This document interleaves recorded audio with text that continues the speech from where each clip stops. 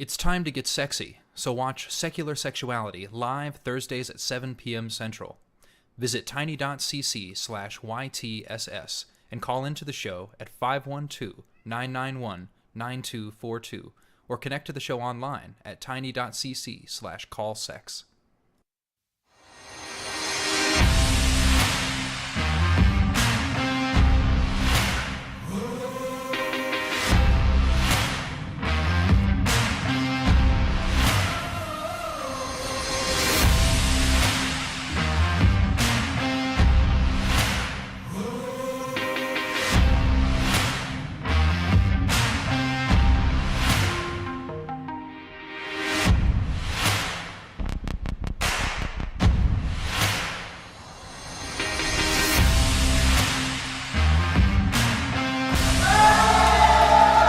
Hello, everyone, and welcome to Talk Heathen. Today is Sunday, October 16th, 2022, and I am your host, ObjectivelyDan. Joining me today on this fine Sunday is Student Dr. Ben. Student Dr. Ben, thanks for joining me today on Talk Heathen.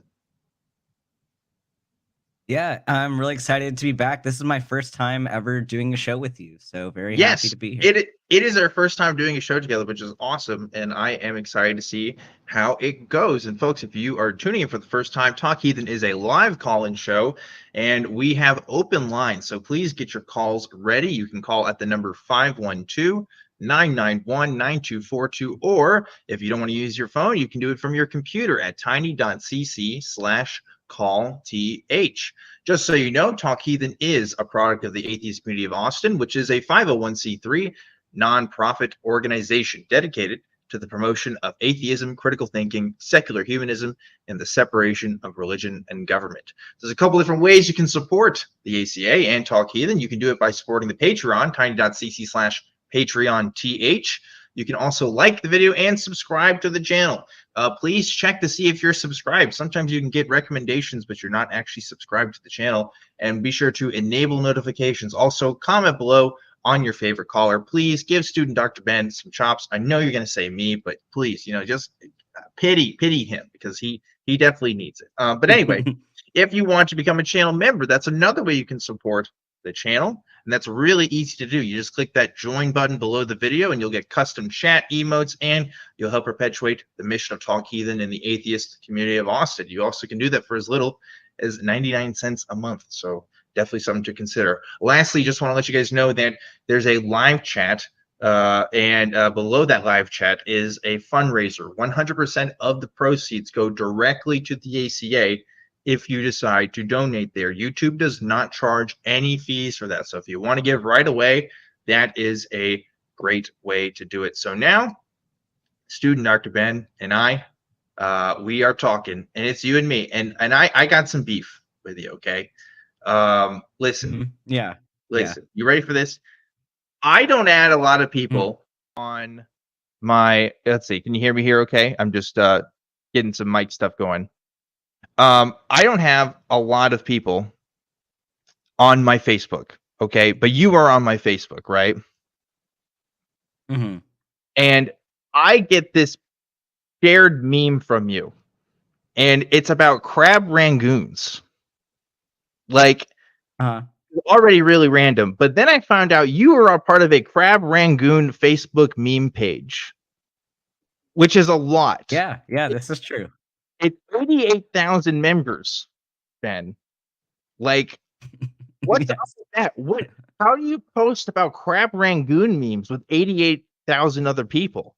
Like, what is that? And like, I don't see a whole lot of stuff on my Facebook, but that showed up, and I'm just like, what do you do with that? What do you do with this, Ben? Yeah. See, that's a fun thing. And I follow lots of weird food pages. And I also follow this garlic bread meme page. And, sometimes you just need to enjoy life. And for me, that's laughing at memes about random foods. I don't know why. Crab rangoons are a funny food. And I think after this show, in fact, I'm going to maybe order some crab rangoons and then make memes about them. And if I become the atheist community crab rangoon spokesperson, then so be it. I've accepted my fate here. I like a lot of niche memes and niche subcultures. You understand? Like there's a lot of different things you could be interested in. I did not realize you could start a community based on someone's love for crab rangoons. And now I understand why the internet was made. It was made for pages like that and for people like you to share pages like that so that I know that it exists. So that's just lovely. Now, I am roasting you for this, but not really. I'm pointing out that I think it's funny. I will share a story about myself before we get into some calls today. We would love to talk to you guys. We still have some open lines, so please do that, okay? And I understand this will ruin my credibility as a skeptic in this community, but I'm willing to sacrifice that for telling this story, okay? I just found out yesterday that snow crabs are real. For my entire life, student Dr. Ben, I thought snow crabs were a myth. Now let me explain. Okay. Recently in Alaska, they have stopped the production of snow crabs. The snow crab season is off because there aren't enough snow crabs and they're worried about it. So when I was a child, right, I remember going to a seafood restaurant with my cousin and asking, "What's a snow crab? Is that like a crab that like lives in the snow and does, snow stuff?" I didn't know what that was. I was a small child, and they said, "Well, no. Snow crabs are just what they call certain kinds of fish that taste like crab that they just kind of put together. But it's not really snow crab." And I accepted that fact for the rest of my years, Ben. And this is the thing: when before the internet, right? If your aunt said, if you asked your aunt, "Hey, where's Tom Cruise from?" and she said, "Oh, Florida," I think you just accepted that. Like you just never looked that up. You never verified it. And for the last 26 years of my life, Ben, I thought snow crabs was just a thing people made up. And now I've just realized snow crabs are real. So Yeah, see, this is I, why skepticism is so important, because you I can't believe everything that people tell it, you, because it's you true. want to be the most educated person about snow crabs. You need to know what crabs are real and what crabs aren't, especially if you're going to be making crab rangoons and memes about crab I, rangoons. You have to know that there's certain types of crab in your crab rangoons. I think you're right. You're right. And I'm embarrassed of this fact, but you know what? You live and let learn. Now I know snow crabs are indeed a thing.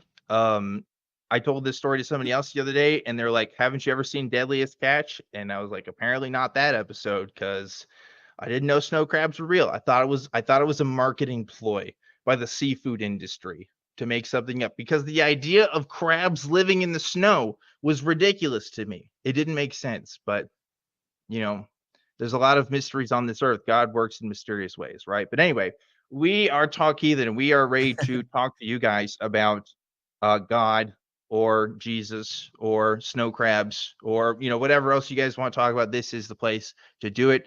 And I think we should get to some calls now. What do you think, Ben? Yeah, I'm ready.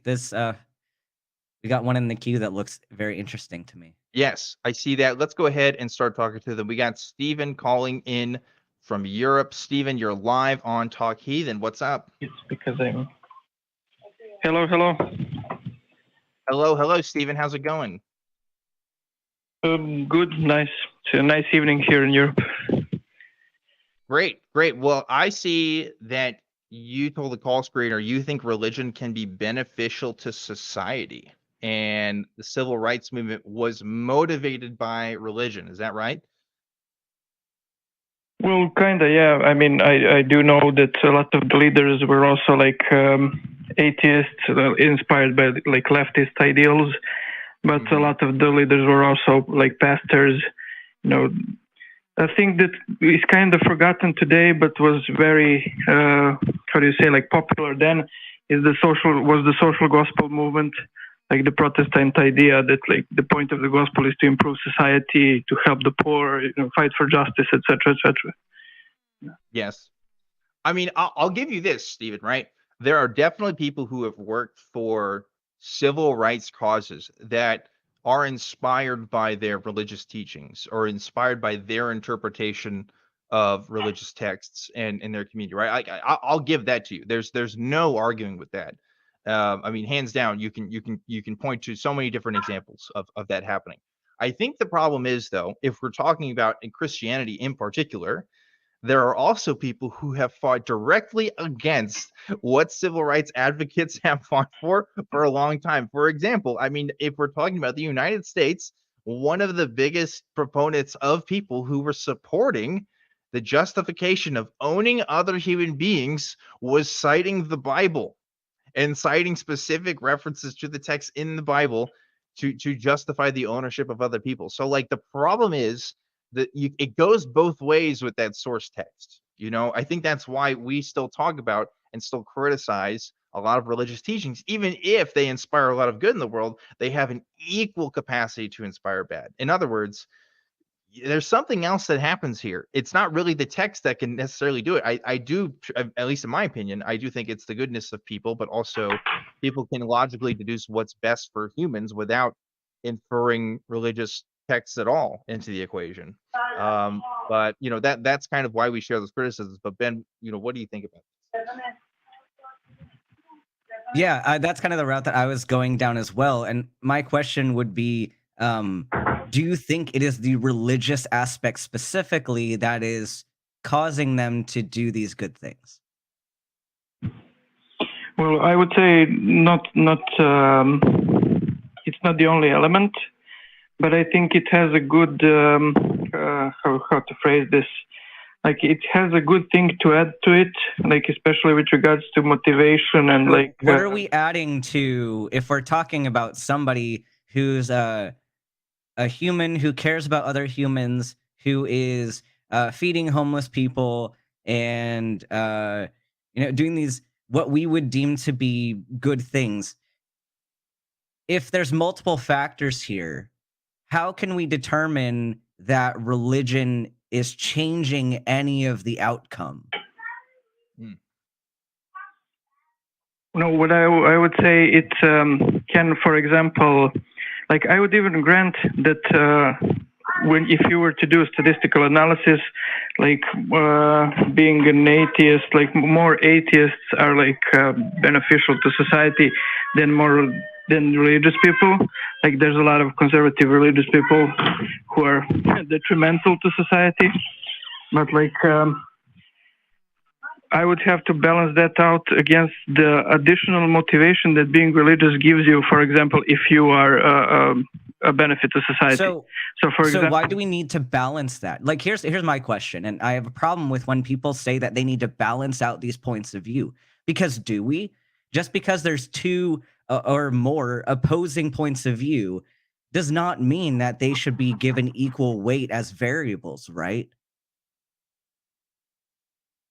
In the sense of, what do you mean in sense of like being true? Because well, yeah. Well, so if you have a multifactorial conclusion, like so, let's say that I want to run a marathon, and one of the variables that I put in is that I train every week for this marathon. Another variable is that I get a coach to help me train for this marathon, and then another variable is that I decided to, eat one specific thing every single day. Like I ate a slice of toast every single day to prepare for this marathon. Like you could argue maybe that toast had some contribution to me running the marathon, but it plays a smaller role than the training and the coaching, right? So just because there are multiple factors does not mean that they should be given equal weight for my success. Like if someone asked me, if I did this marathon and someone asked me,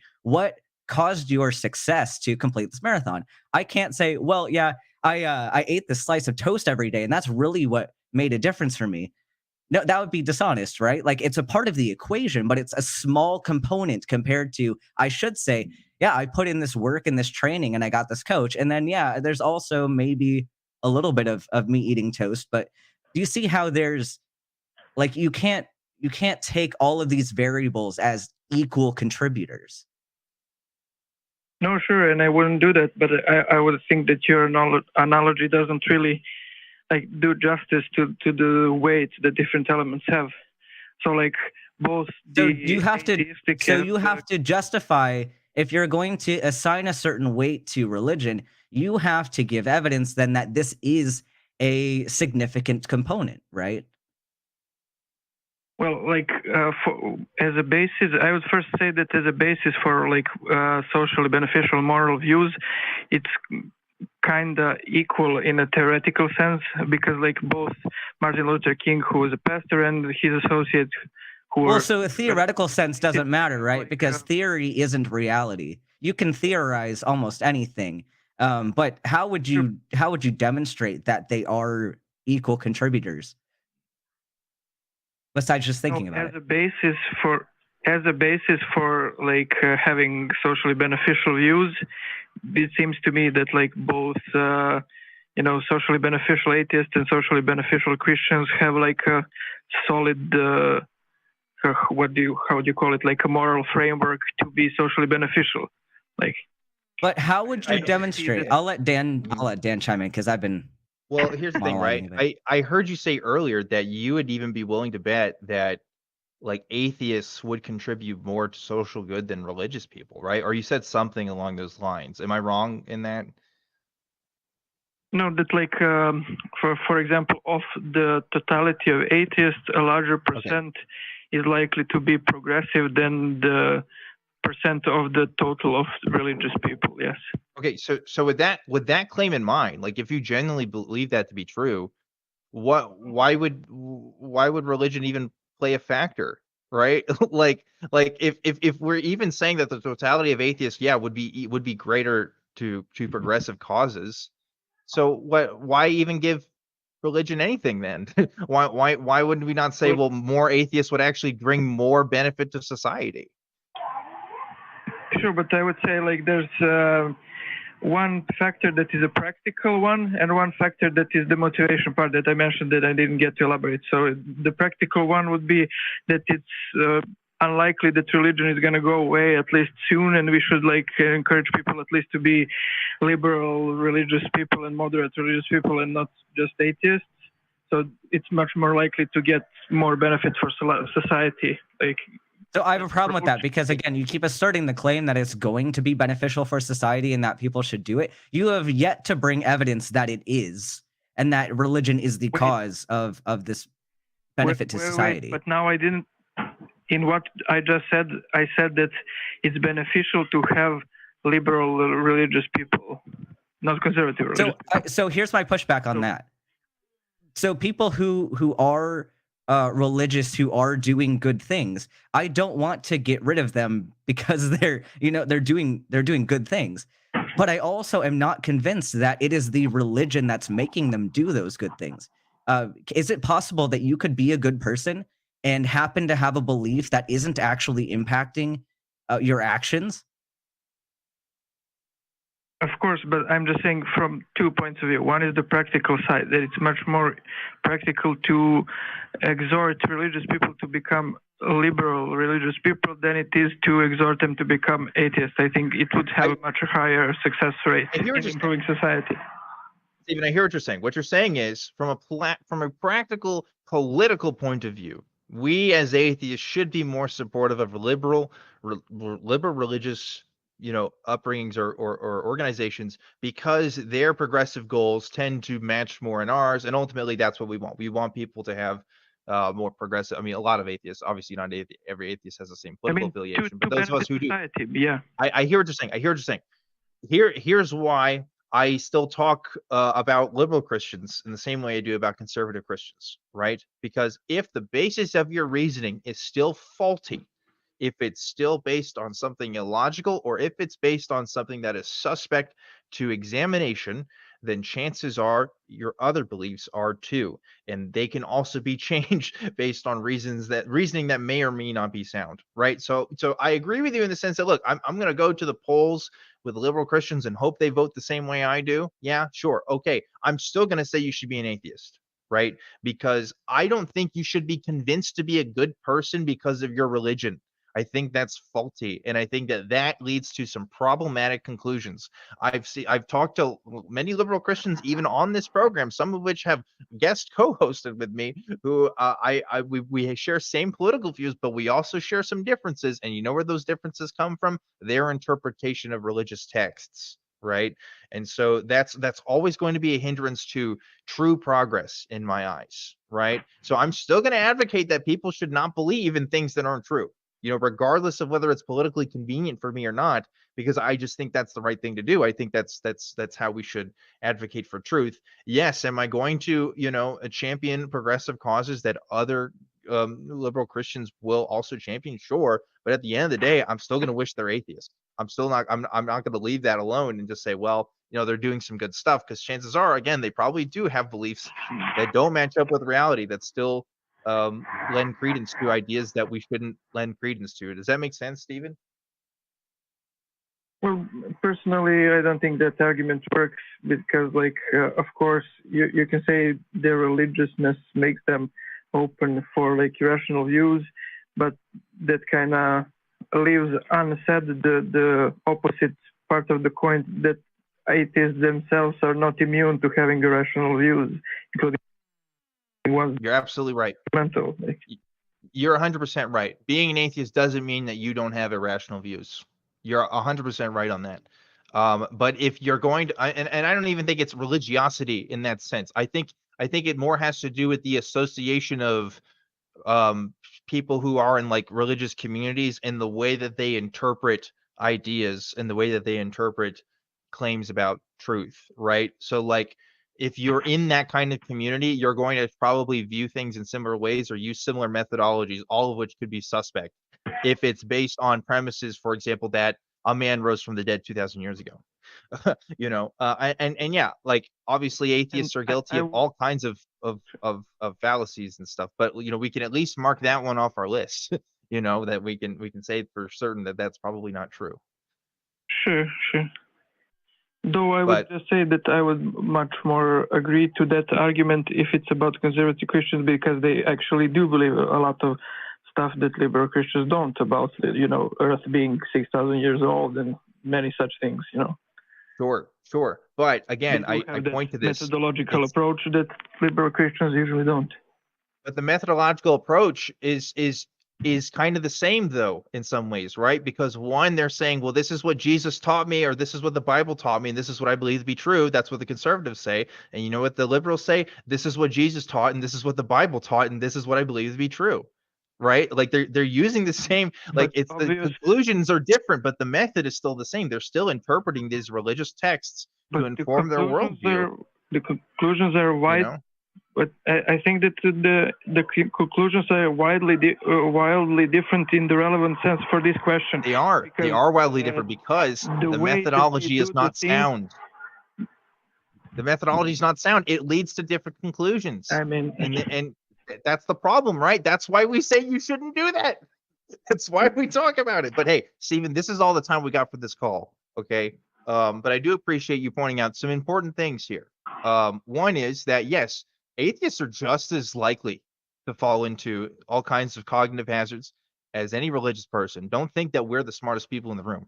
I've met a lot of atheists in this community, and since I've been doing this for the past couple of years, and let me tell you, they're not all the big brain rational thinkers that we sometimes pretend ourselves to be. But at the same time, we also check ourselves a lot more.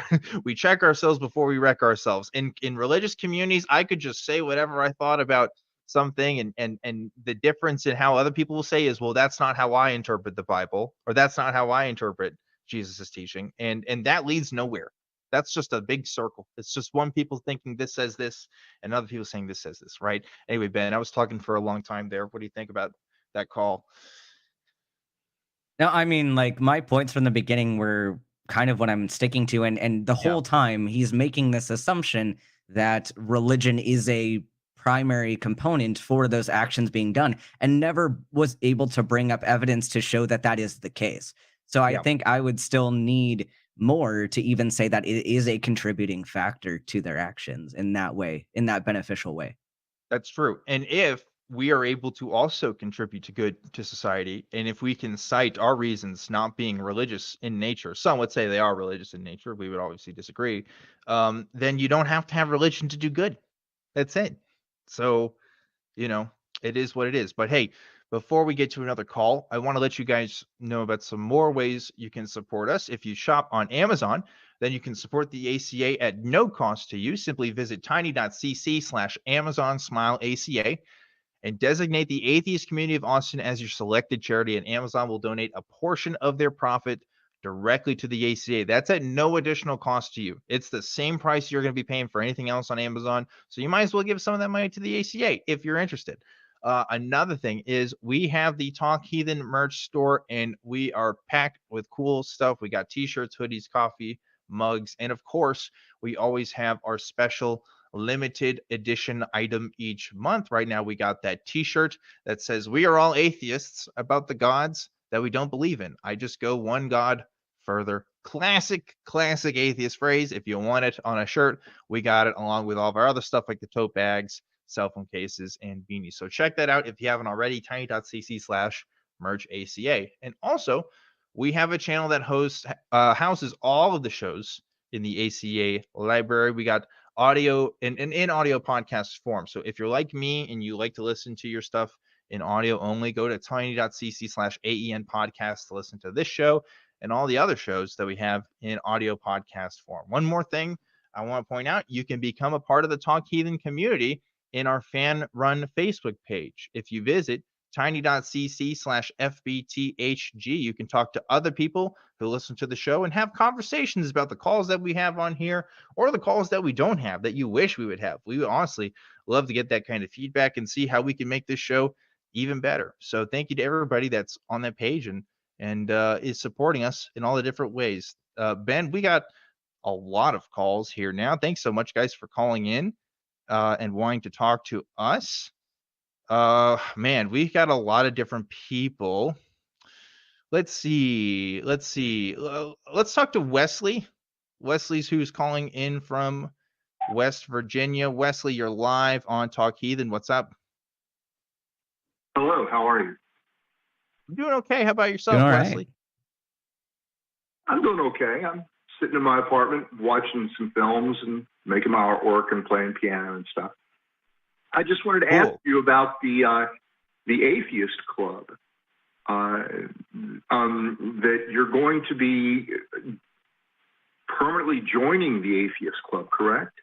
Do atheists believe in the Darwinism, the evolution? I don't know what your comments refer to on the Atheist Club thing, but atheists don't have any official position on anything other than God claims, right? So the majority is like the de facto kind of matter is yeah, most atheists do believe that evolution is a thing, but you don't have to be an atheist to believe in evolution or vice versa. Yeah, and it's not a belief in evolution. We have evidence that evolution is a thing. It's not an ideology. It's simply a process of allele frequencies changing over time. Yeah. So you believe you evolved from animals? Well, we are animals. We have not stopped being animals. Yeah. Or a beast is another word for animal. Yeah. Yeah, I think the fossil record definitely indicates that we have come from a succession of other apes, and those apes came from other types of mammals, and those mammals came from other types of animals, and all the way down. Yeah. Well, what if I offered you $32,523 electronic dollars, but you would have to join the Atheist Club and get a brand of a barcode on your right hand, wrist, or forehead? Would you take the money? What is the Atheist Club? What is this barcode? What does the barcode do? If I scanned the barcode, what would happen? QR code to like getting rickrolled or something? Because that might be funny. Well, it will allow you to run your wrist over a laser scanner when you buy food, and the amount would be according to your personal barcode number. It would be in that server, that computer program that you would be given an account. So why would an atheist get a barcode? I'm confused as to how the barcode relates to being an atheist. Yes, that's a great question. It sounds like you can ask this hypothetical to anybody. You're not going to have the choice whether you want to or not. You're going to have one in order to buy anything. I just wondered, is the 30? How did you get to this? Where Wait, does are you this saying idea come from? Wesley, is this a hypothetical, or are you saying this is going to happen? I'm confused. It's going to happen. It won't be called the atheist barcode. It will be called Omni, OMNI.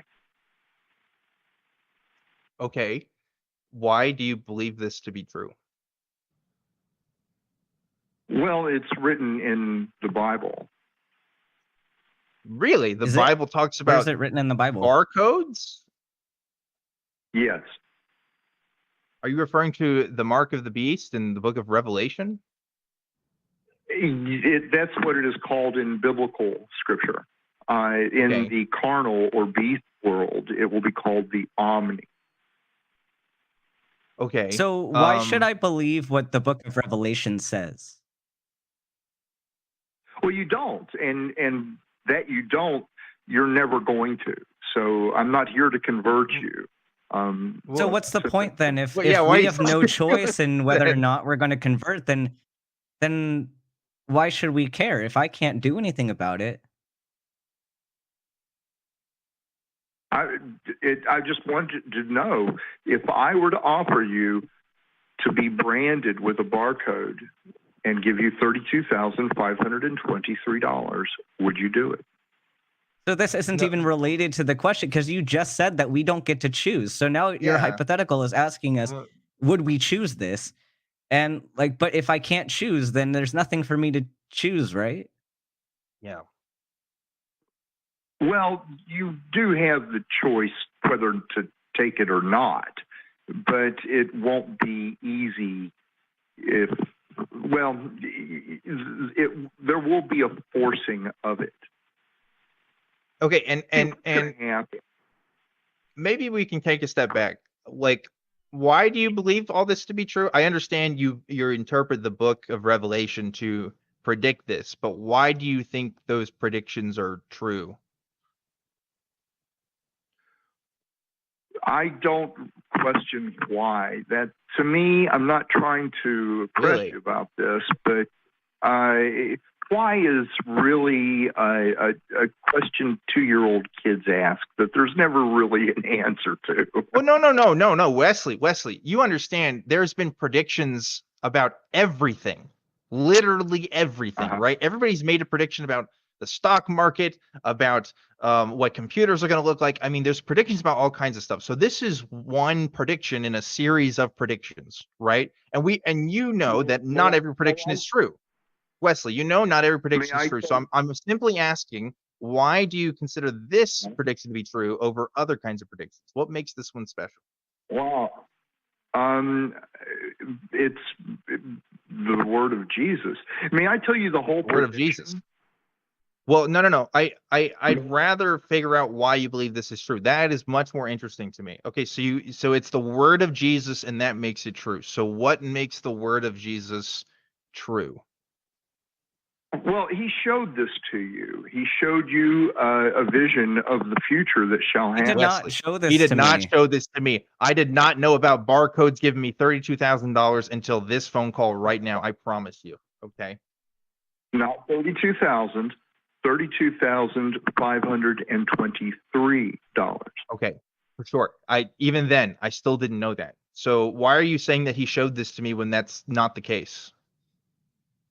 Because the prediction is this.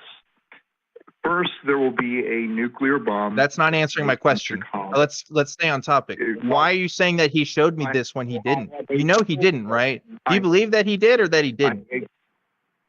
I have a full answer to your question, not a snippet question or a snippet answer. I'm not interested in full answers, dude. I really am not interested in the full prediction that you have. I am more interested in why you believe it's true. Can you give me just a single reason why? Like, even just one. I get that you said it's the word of Jesus, but why should that mean anything to me? Can we talk about that? After you take it, you're going to get a disease of your skin that shows gray spots. You're not answering my question, Wesley. Wesley, I want to have a conversation with you, but we have to do it on our time, okay? You're not the first person to give their prediction about events in the future, and you're not going to be the last. So I'd rather us have this conversation about why you think it's true, because otherwise, I'll be honest, Wesley, you're just another person giving me another prediction about the future that I already don't believe is true. So why not try to convince me that this is true? Because I have seen with my eyes and met the 4 men that built the nuclear bomb in Chicago that will start a short war with Russia, where New York City will be destroyed and Washington, D.C. will be destroyed in Moscow and Huntington, West Virginia by nuclear bombs. And that has nothing to do with what we're talking about, man. Hey, Wesley, what if I had a vision where I met the same 4 men, but the opposite event happened? Well, it's a green Volvo. Would you believe me? Wagon. And it will be parked in Marina City. What's going to happen? All right. I think you're Wesley, not I'm dropping this call. I'm sorry, because we're not having a conversation. We're being preached to. And well, I can't judge the state of anybody that calls to the show, but I don't feel comfortable talking to this particular individual anymore. Point is, we really are interested in is why somebody believes that something is true. Okay, I get that you have this belief and it's very elaborate and you want to tell us all about it and maybe you're excited about it, and that's cool. But if you guys are calling into the show, we're interested in believing like why we should think it's real. Because look, there's plenty of people that believe all kinds of things, but they're not all real, right? They can't all be true. So we have to figure out what's true from what's not, and that's what we're here to talk about. So I don't know anything else to say to that. Do you have anything else to say to that, Ben? Not really. I'm ready for the next one. Yeah, let's go ahead and move on. So real quickly though, just want to let you guys know that after this episode of Talk Heathen, you should definitely check out the newest episode of the flagship show of the ACA, The Nonprofits, which will air at 3 p.m. Central Time today. You can go to tiny.cc/YTNP to check that out. And also, the ACA wants you to know what is going on in our community. And for that, we've got an updated website. You can head to www.atheist-community.org, where you can learn about the organization itself, its policies, and how you can get involved. And lastly, I want to know for what you guys think. We want to hear from you. We want to know what you liked, what you thought was effective, and most importantly, what you thought we could do better. So you can do that by emailing the show at tv@atheist-community.org and let us know. And by the way, that goes for all the shows. All the shows want to know how we can do better, and that's a great email that you can email for us to figure that out. So with that out of the way, I have another call that I think might be frustrating, but we'll see how it goes. I want to talk to Charles, who's calling in from Georgia. Charles, you're live on Talk Heathen. What's going on?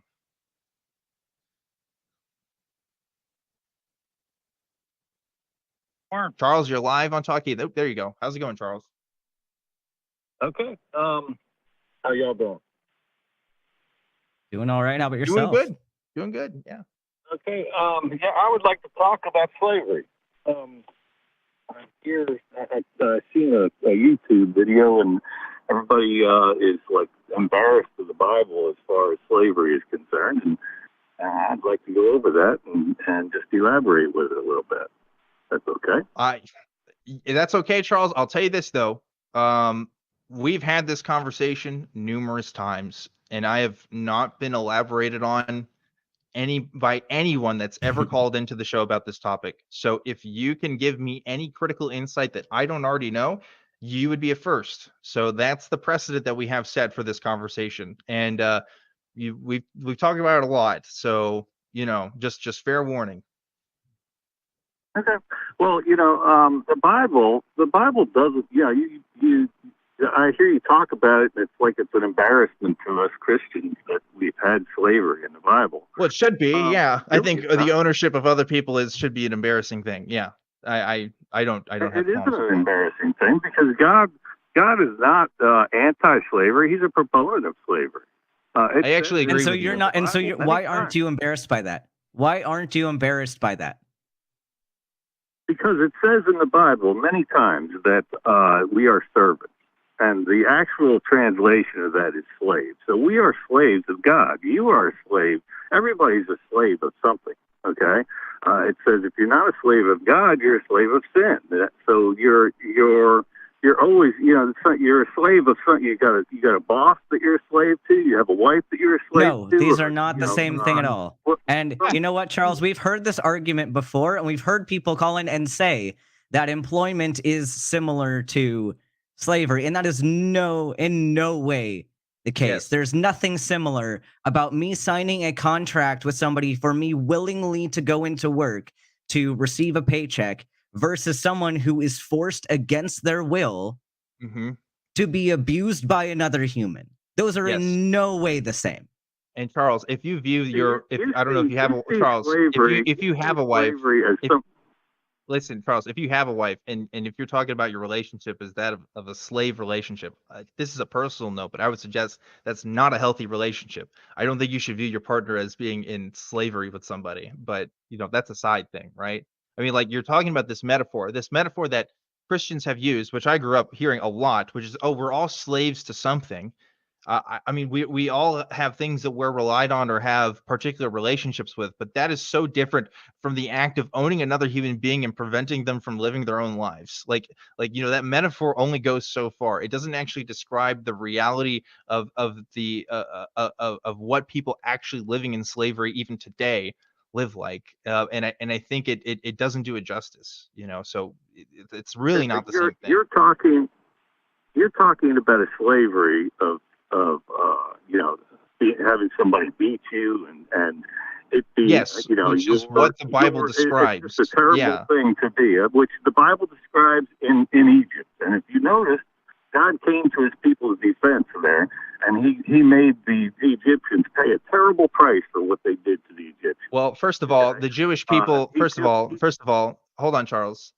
It wasn't just in Egypt. The Jewish people also owned slaves, right? The tribes of Israel specifically also owned slaves. Like that's part of the narrative of the Bible. An example of what happens when you abuse your power as a slave owner. Okay, God made. No, so here's what actually happened. Yeah, so the Jews were enslaved in Egypt according to the Bible, and then you are agreeing that was a bad thing, but then it's okay that these same people who were supposedly enslaved went and enslaved other people. So what really happened here is God was not. I agree that he's taking a very pro-slavery stance, but it's more of an ethnocentrism thing there with that people group of saying, like, these are the people who are allowed to own other humans, but when anyone else owns other humans, that's bad. So it's not. I think you're drawing an equivocation between different things that happen. There's also an example of good slavery in the Bible. Would you like me to share it with you? No, I don't think there is actually. See, you think our problem is Charles. You think our problem is that the slave owners had an overreach of power, and we don't like it when slave owners abuse their slaves. That's actually not our problem. Our problem is the owning of other people as an institution. That's our problem. We don't think that should exist, period. And we don't think that if there is a just God, that he would also allow that to exist, or it be remotely in support of it, which the God of the Bible is in some capacity. But that's just it. Slavery is not a choice. You are a slave. You're a slave of sin, or you're no, Charles. Which is why we have a problem with it. Nobody is restricting me from leaving my house and doing what I want to do with my life, except like the state. But that's like a little bit different. It's not the same thing as somebody threatening me with a rod to do their specific will. Like, you understand that's super different, right? Well, I mean, yeah. If you have bad slavery, yes, it is super difficult. But if you have slavery that is from a loving slave owner who takes care of you and provides for all of your needs, and Charles, to a loving relationship, then slavery is a good thing. I have a proposition for you, Charles. Would you like to be my slave? I'll treat you really well. Because you'd be a bad slave owner. Whoa. Hey, how do you know that? How do you know that? How do you know? Because you're human. What if I was like, wait, you are, wait a minute. So Aren't human all beings are slave bad owners- slave owners? Yeah, aren't all slave owners human beings? For one thing, What do you say? you're an atheist, okay? You don't have the moral fortitude to protect. Whoa, Charles. Hold on. So you're the If one that I was comes a onto Christian- the show that says that there's a type of slavery that is good, and then you're saying that atheists and we're over here saying that slavery in no way is good, and yet we're the ones who lack a moral compass. Yeah. Here's Charles. If I was a Christian, would you be okay with me being your slave owner? With your slave ownership, whereas the Jews did have rules, and for the first time in history, Yeah, they had rules that ended with people either dying or almost dying. They really did wanna not know have the first time they were safe rules for their slaves. to their slaves. Charles, if I follow all the rules of the Bible, if somebody followed all the rules of the Bible, just like me, if I became a Christian, followed all the rules of the Bible, would you become my slave?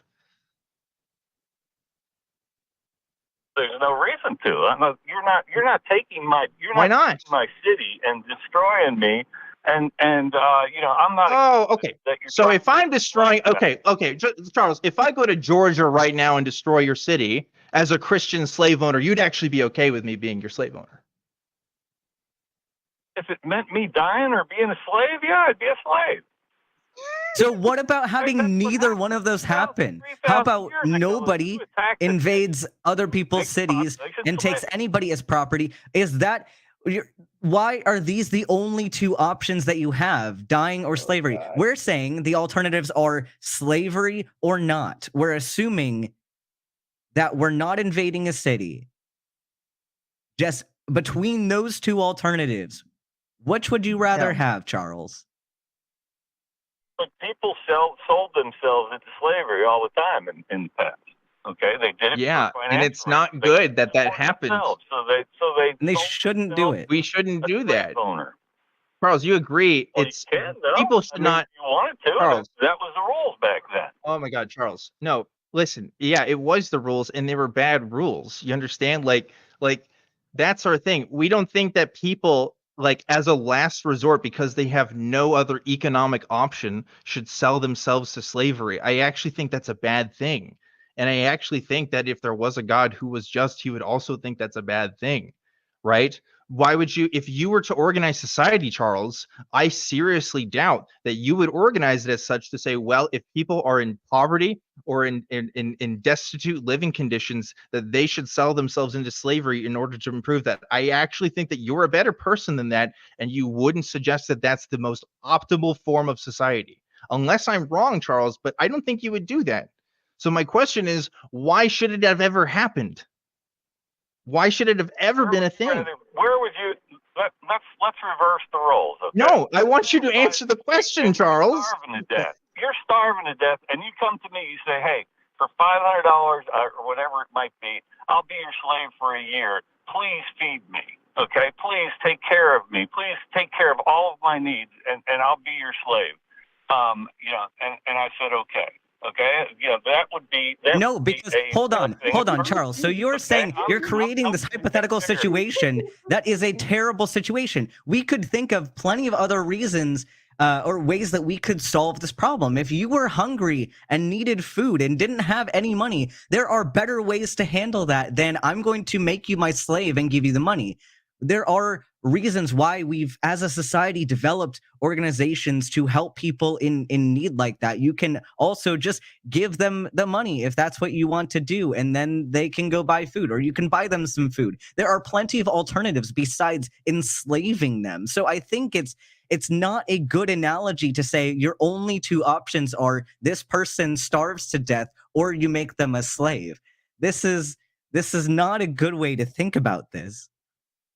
We evolved into that. We developed that. Okay, this wasn't developed 2,000-3,000 years ago. The world was a different place back then. So we improved. Society got better. Yeah, it got Society got better. Yeah. What? So what? And why was it even there? I mean, like, if God is in control and God is the leader of the Jewish people, and like, we're talking about a long lineage of judges and kings, if you believe the biblical narrative, right? In the entirety of that time, from the book of Genesis to the book of Revelation, there isn't a single admonishment of the institution of slavery. That not one time has any biblical writer ever sat down and said, actually, this whole system of owning other people is actually something we shouldn't do. It's never happened. Like if this is really a God-inspired text and this is a God-inspired people, you would think that they would sit down and really rethink things like we have today. But I guess they didn't. And I think it's because you pointed on something here, Charles. We aren't the same people as we were back then. And I think the people back then were okay with it. And their religion didn't inform them of that otherwise, which we believe as evidence to be not the most perfect religion, not the most morally advisable position to take, So here's my last question for you, Charles, is that if humans have improved our rules and our societies over time, how come humans made that better and God never could?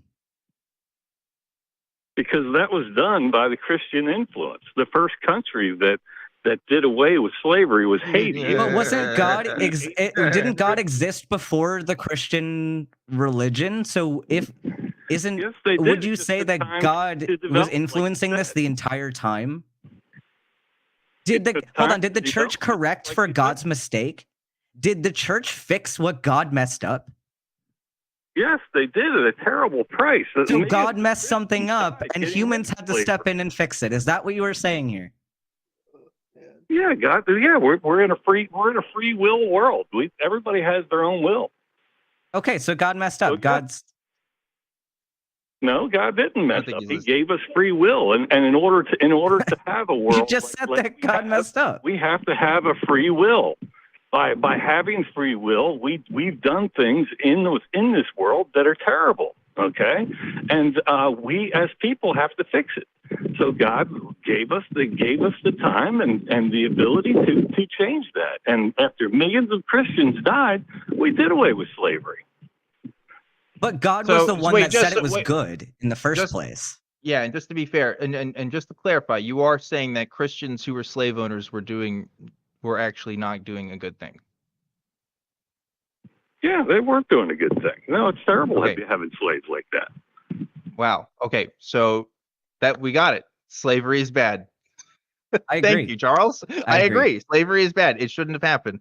And to say that Christians were the first nations to stop slavery is like saying, oh, white people are the least racist people because we stopped all those anti-racist laws. Like, yeah, they were the people in power, bud. They were the ones that had the power to do that in the first place, and I don't know if you know this, but outside the Western world, not every single civilization on Earth practiced the institution of slavery, especially on the level that Christian countries did. Christian countries committed the worst acts of chattel slavery that the world has ever seen. And it's why we have the world that we live in now. We are still seeing the ramifications of that. But look, if you want to believe that somehow Christian slavery is better than regular slavery, which was the argument you seem to be making. You seem to be okay with that being a bargain for people who are poor and destitute. Then go ahead. I don't know. I don't really want to have this conversation anymore. I think that's going to be the end of that call, certainly. But yeah, it's the slavery talk again, folks. It never ceases to amaze me how far people will go to defend this stuff, right, Ben? Yeah, no, and we definitely had some contradictions in there as we went. So, yeah, well, I guess you kind of have to, if you're going to have a worldview that says this kind of slavery was okay, but it's good that we don't do slavery anymore, even though this kind was okay for people. I don't know, but hey, we have a quick promo that we need to show you guys talking about some of the other shows that are produced by the ACA here. Check it out. And so are there any circumstances where polyandry or multiple husbands might be allowed or mentioned in Islam? 0. You would be stoned to death If you dare. Man, the Book of Revelations is metalist. I'd like to see that beast with 7 heads, upon its head 7 crowns, in its mouth the words blasphemy. That sounds awesome. Yeah, I want to meet this, like, the whore of Babylon. She seems cool. Oh, that's me. Yeah. Maybe instead of pushing your religious bigotry on students that are young and impressionable, how about you focus on educating them and getting them to graduate high school and actually give them resources for college and careers like you said you would? How about that? There's no way to get around this now. You've all been already discussing this, but I have to come out to all of you and say that I am actually trans Jesus. Like I am the second coming of trans Jesus. 25,000 people, including over 10,000 children, starve to death every single day. That's more than 1,000 people an hour. In the time it's taken us to do this show, over 1,000 people have starved to death. If there's a God, what's up with that?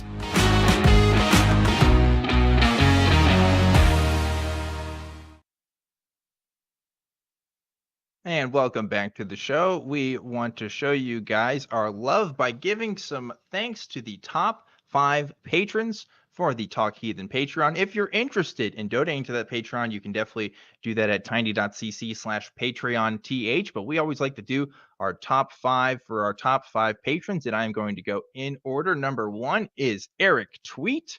Number 2, Dingleberry Jackson. Number 3, Balaam's Donkey. Number 4, Ayame. Number 5, Kalevi Helveti. That's such a tongue twister, really crazy. And the honorable mention for number 6 goes to, ready for this, I3FD364V7686AMP4. Thank you guys so much for donating on that Patreon, and thank you to everybody that donates. If you want to become a top 5 patron and get your name shout out, consider doing it. I don't know. It's pretty fun. Get your name shout out. Just saying. It's a thing. So anyway, we've got more people who want to talk to us.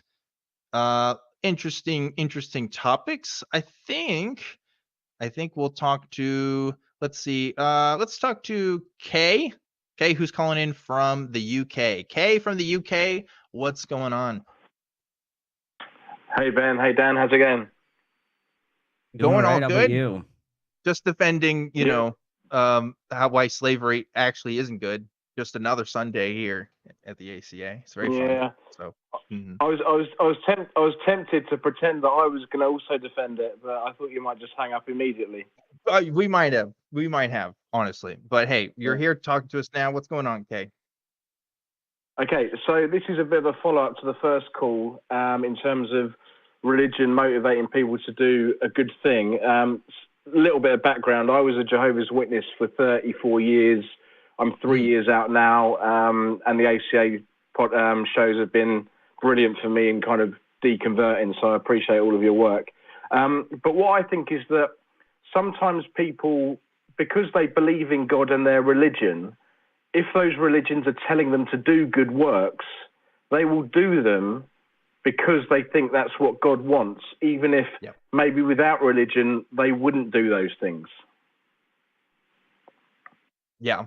I mean, like, I'm of the opinion that if you're a narcissistic billionaire, for example, and you want to donate $1 million to a charity because it makes your ego feel good, I would say that's still a good act. I mean, I'm one of those people that isn't going to question the good that actually comes from an act like that. Like, is it for selfish reasons? Sure. But even for a lot of people that do volunteer work, end up doing it for selfish reasons on some reason or another. I mean, look, I love being a host and I love getting to talk to people. Like, I get something out of it. This is more than just regular volunteer work for me. I get something that a lot of people don't get in their volunteer roles. So yeah, I'm definitely even guilty of that kind of motivated reasoning. Of course, in religion, right, it is a bit different because there is a systematic understanding of why you're doing good, right? And it's like you have this person that you're trying to appease, and that can come into conflict with your own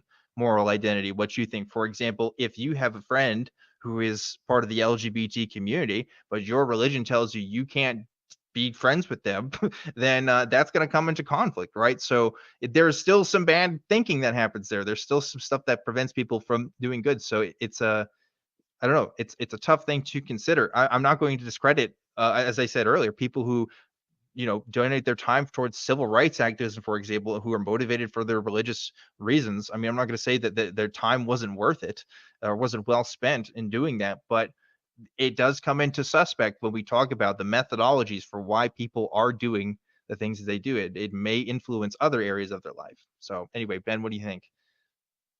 Yeah, my thoughts, it's kind of a double-edged sword here because yeah, on the one hand, I don't want to dismiss somebody's good acts. Like a great example of this is with the health system and especially with Catholic churches. There are Catholic hospitals. Sorry, there are lots of Catholic hospitals, especially in my area, and they do great work. They have great doctors, great nurses, great auxiliary staff that are employed at these hospitals, and they are helping people. They are providing necessary healthcare. But the question is then, a lot of times they're either holding people hostage, number one, in order to get this. You have these medical mission trips that go out, and a lot of them under religious banners, and they'll provide people great care, but they'll force you to listen to a sermon at the end of it, or they'll find some way to get their agenda across to them. So it's clear that yeah, they're doing this great act, but they're keeping these people hostage to listen to their ideas. And then you have this mask of doing good in this way to where you're doing good healthcare, but then also on the other hand, a lot of these hospitals are removing access to abortions and removing access to contraception. So despite having the veil of doing a good thing for the community, they might actually be also doing harm. So the question is, how do we allow these people to continue their good works, but still prevent them from causing harm in those other areas that might not be completely obvious? Does that kind of make sense where I'm going with that? Yeah, absolutely. I think it's a valid point. I think I'm just trying to separate the two things at the moment in terms of the religion or the God belief can motivate someone. But yeah, on the flip side, if you believe in the God and the rules of the religion you're in, you will certainly do damage to other parts of society based on those beliefs, particularly if they're archaic beliefs that come from the Bible, the Quran, etc. What you were saying about obviously getting something out we get something to our ego when we do good things. It makes me, this is a different question maybe for a different show, but it makes me wonder, can you ever do something completely selflessly, or is there always some kind of ego kickback involved?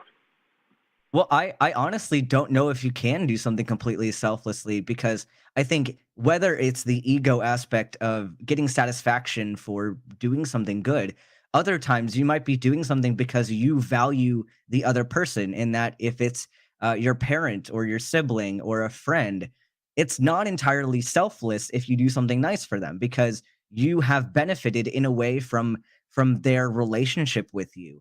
And I don't think it's necessarily a bad thing to have extrinsic motivators, but we do have to be cautious with what motivators are we relying on to make those decisions. Yeah, I mean, is it possible to do an act without any kind of benefit to you whatsoever that we consider good? That might be hard. I don't know. It's obviously a very talked about question in philosophy. It is possible, I think, to make an act that for the most part isn't going to do you any favors in the short term, and maybe you be considered a hero in the long term. For example, sacrificing your life to save a child from a fire or something, like, yeah, like that's not going to do anything for you in the bodily form, but maybe your name lives on as somebody who's considered a good person.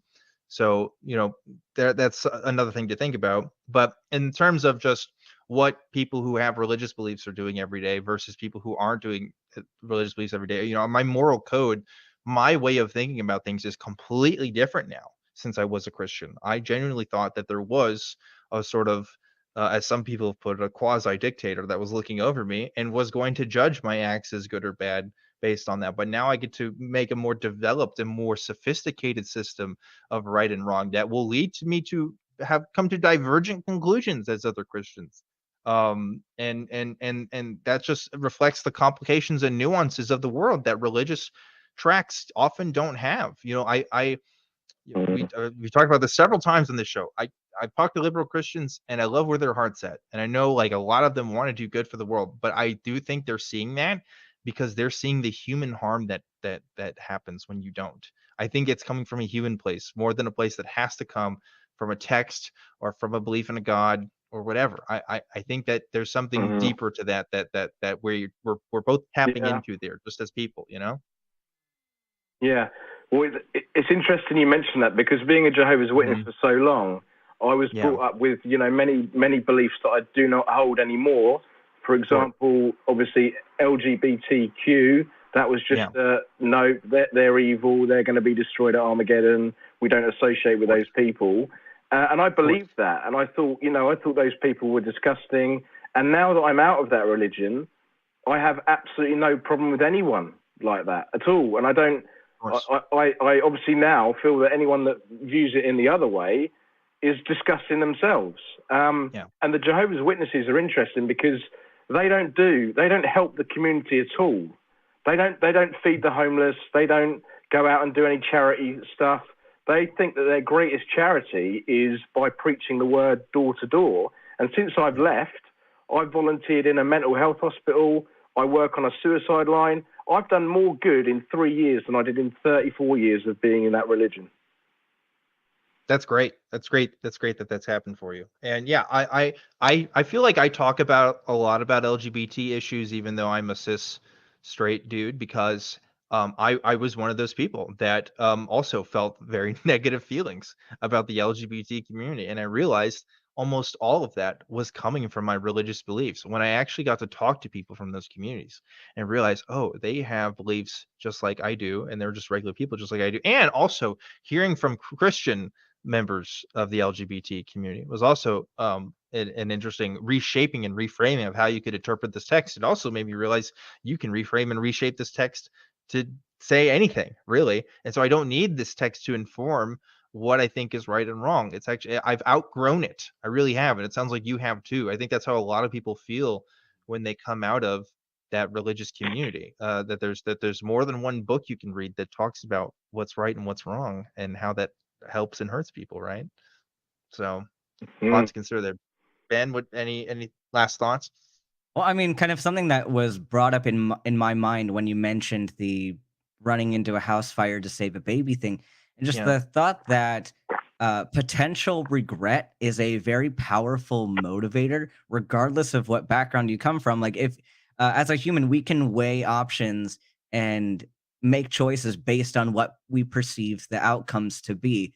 And for someone who knows that it's not a good idea to let a baby burn in a fire, and that the potential outcome of a baby dying in a fire is damage to not only the baby, but to the baby's family, to the community, and seeing the potential harms from that, and knowing that if I were to let one of two outcomes play out, regardless of what happens to me, if I didn't take the action to spare those people of the harm to them, I might face an incredible amount of regret. I might spend the rest of my life regretting that I didn't do it. So even though, you're doing something beneficial for these people and trying to mitigate the harm, you're also mitigating the harm for yourself of how much am I going to regret my actions in the future?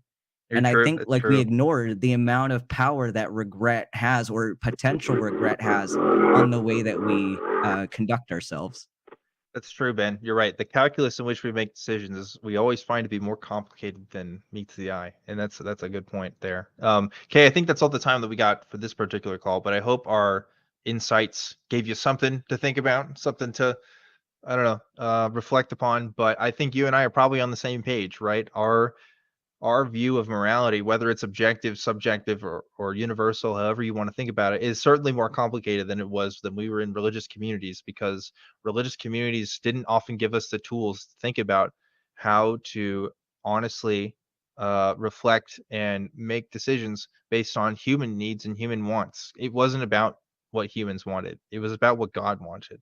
And that is definitely a system that can lead to bad things, even if you have good intentions, even if you want to help other people and do your best, because when it comes to that level of interpretation, I don't know, you can say anything and make anything happen. So anyway, great call. Let's see if we can get to at least one more caller tonight. We got Whisper calling in from Utah. Whisper, you are Hi. live on Talk Heathen. What's up? Hi, how are you today? Doing good. Hello? Having a good episode here. How are you doing? Doing good. I was just working on some fish tank stuff while I waited. Awesome. Well, what do you want to talk to us about today? Is the threat of hell conducive to society? Conducive to society. Well, I don't think No. it's very good for anyone. You know? That's what I thought too. Except, like, I consider myself a recovering theist, which is to say, I used to be a theist, and I've got a lot of stuff to work through. That kind of thing. Sure. So whenever I talk to people about everything, I get told that I'm going to go to hell for not believing in their specific version of anything. And what's even worse is I used to be Mormon, and I live in a heavy Mormon area, and all my family members are Mormon. And so Mormon hell is extra weird from regular hell. Mormon hell is where you get preached at for eternity till you convert. And I'm like, that doesn't sound good. And I have people telling me that they can't do good things without the threat of hell encouraging them to be good.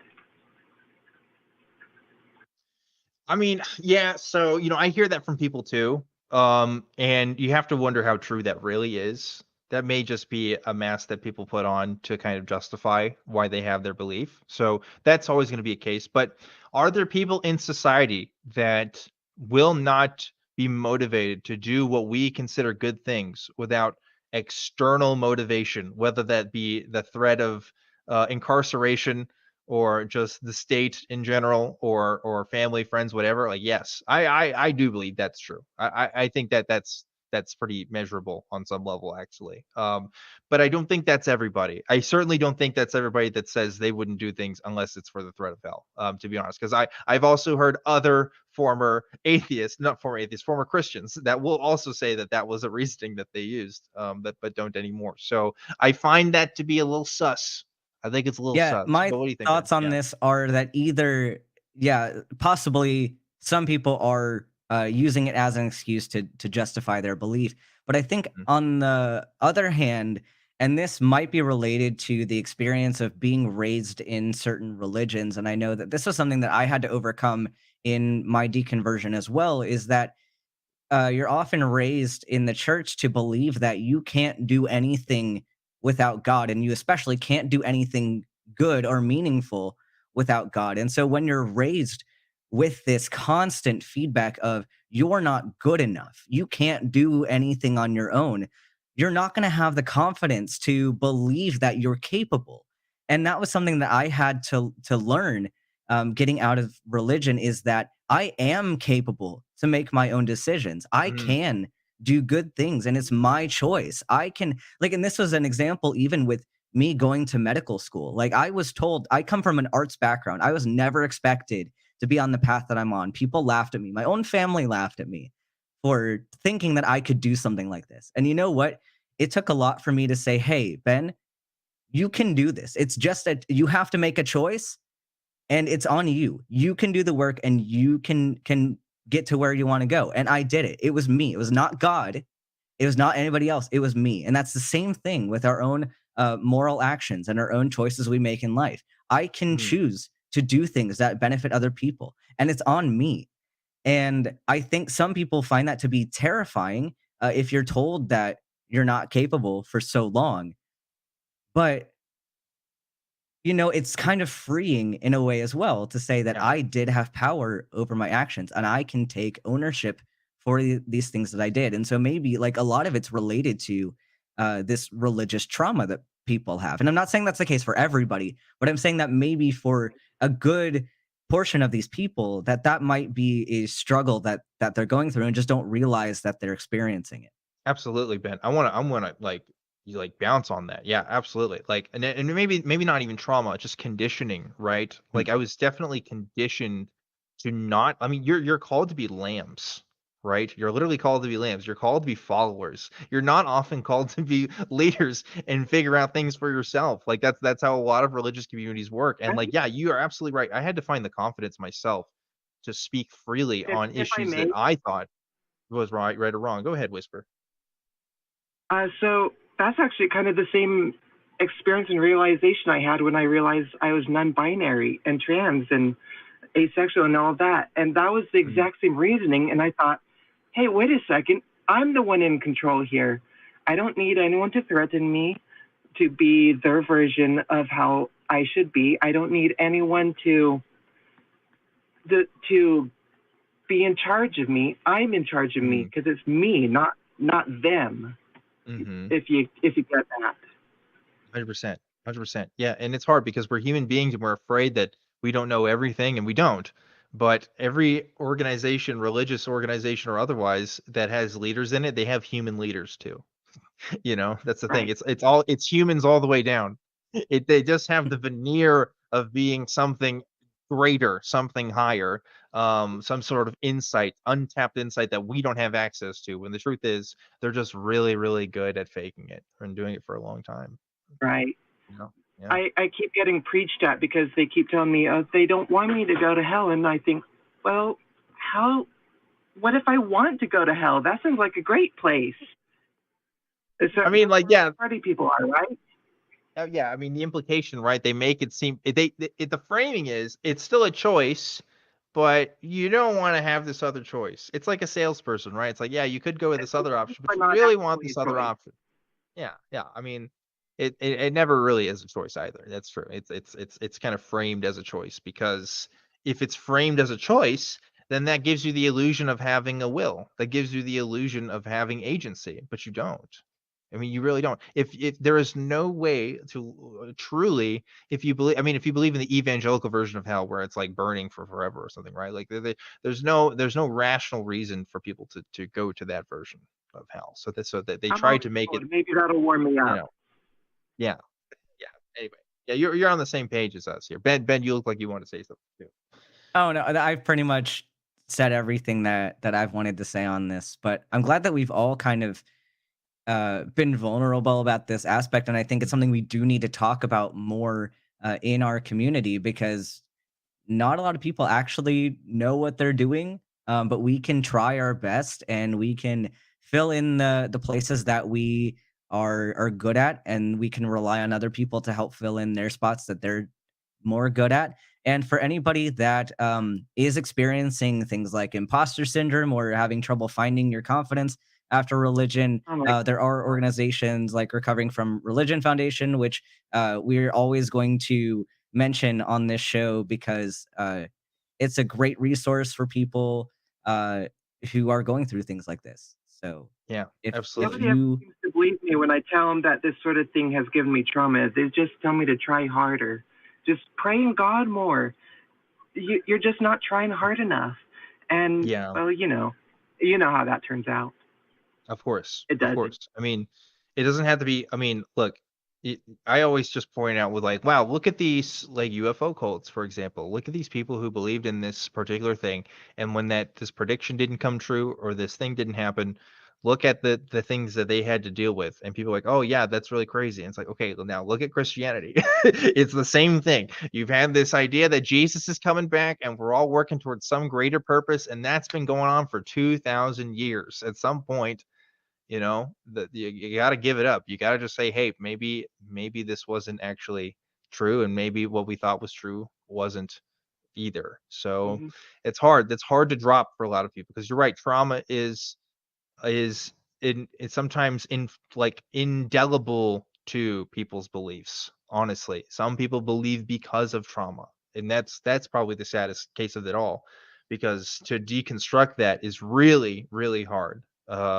And anybody, I mean, former hosts and, well, I wouldn't say, don't mean former hosts, I mean current hosts can tell you, when they were former Christians. Like, yeah, that's something they've had to figure out. That's something our people in the post in the comments have had to figure out. Everybody who's ever talked about this have really had to figure it out if they were part of a belief that went really hard. Mormons, of course, are no exception to Yeah, that rule. when you're raised in Mormonism, it's kind of hard Yeah. to escape kind of all the weird stuff. Yeah. Especially when there's like a Mormon church every 3 blocks. I mean that. There's like 5 different churches within like 5 blocks of me. I 100% believe that. I have no doubts with you there. But anyway, Whisper, was there anything else you wanted to add before we close out this call? There is one last thing.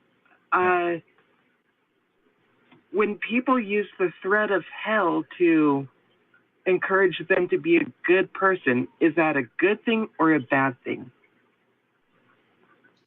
Well, I think you can use external motivations without making shit up. You know, Makes sense. I don't think hell is real. I don't think anyone should believe hell is real, and I don't think it should be used as a motivation. While I do stand on the premise that yes, there are some people that external motivation is probably the only thing to get them to do what we as the rest of society would want them to be good. I stand that that's fewer than what people actually are, and also that there's probably other ways besides hell to get things done. You know, there's other ways. Right? I mean, like, you can be creative here, but like, I think there's other ways, you know? Absolutely. thank you for your I time. co-sign all of that. Yeah, thank you for your time, and I'll let you guys get to it. Oh, well, thank you, Whisper. Appreciate you calling in. And man, I thought this was going to be a more heated conversation than it was. But when you come in with the hot take of, hey, maybe the threat of hell is good, actually. Yeah. Like, yeah. that's different, right? That's different. I don't know if I've ever heard an atheist call in, or recovering theist, or whatever label they want to use for themselves. I haven't heard anybody from our side of the fence say maybe the threat of hell is actually beneficial. I don't know. Yeah, no, that was actually a very productive conversation, and I think we got some good content out of that for the audience and for everyone that has ever struggled with wondering if that's a good extrinsic motivator. Yeah. I mean, I think we laid out our case for it pretty clearly. But hey, we are at the tail end of the show here. Normally, this is where I say thank you to our guests, but hey, you're a regular host here, Ben. So Yeah. you know what? We don't tell. Just kidding. If you want to tell people where to find you at, you can find me on Twitter at ObjectivelyDan. Ben, where can people find you at? On Twitter at StudentDocBen, and you can find me here sometimes. Yeah. And I just want to reiterate a couple of different ways you can support this show. I already mentioned a few. That Patreon is one way to do it. Links to that is in the description below the chat. We do have that fundraiser where you can consider donating directly to the ACA. Please like and subscribe. We really need that stuff in order for this channel to grow. You can always, of course, become a member, hitting that join button. And if you want to check out other places where people talk about the show, the Facebook group is one way to do it. Link to that in the description. And also, audio versions of the show can be found on tiny.cc/AEN podcasts, which is a channel that hosts all of the audio shows. So if you plan on doing other stuff with your day, that's totally fine. But I suggest you stick around after the show and check out the newest version of the ACA show, The Nonprofits, which will air live at 3 p.m. Central Time today. Real quickly, I also need to point something out. Okay. I know this is Talk Heathen, but Truth Wanted is doing something very special this year. We always do something special for Halloween, and we are reading people's scary stories and doing stuff with that on the show. And we still have a form that is open for you to look at and to submit your scary stories to, so that it might be read on the show. It's going to be closing pretty soon this next week. I don't know exactly when, so you should definitely look at that today or even after the show, so that we can get some more submissions, because we need some more for our Halloween special. We're always doing some fun stuff for that. So I got to give my quick plug there. And as we're closing things out, we have to thank the lovely, awesome, amazing crew that helps make this show happen every single week. Here's the crew cam. And we got a cat, 2 dudes, in a library. So that's our crew this week. We have an entire shelf of books that is somehow affecting the video and audio version of this show. I don't know what their role is in that. It but said call screener, so the books are actually Oh, it did say answering call the screen- phone. the books are answer. That's crazy. Yeah. I don't know how that's happening. But more power to them, I guess. I mean, it's 2022. Anybody can be a call screener, including a shelf of books, right? We're all about that. So anyway, thanks to the crew for helping making the show happen. And we got to give out some love rings to all of you, everybody at home who watches this show and supports us. Thank you so much for doing what you do. You guys rock. And literally, we can't do this show without you. It is a call-in show, after all. Who are we going to talk to? Ourselves? That's just a podcast. We're a little more than that. Anyway, thank you to everybody, whether you believe or not believe. If you are an essential worker, we want to thank you. And if you don't believe, this is your community. If you do believe, we don't hate you. We're just not convinced. Thanks again, everybody. Have a great rest of your Sunday.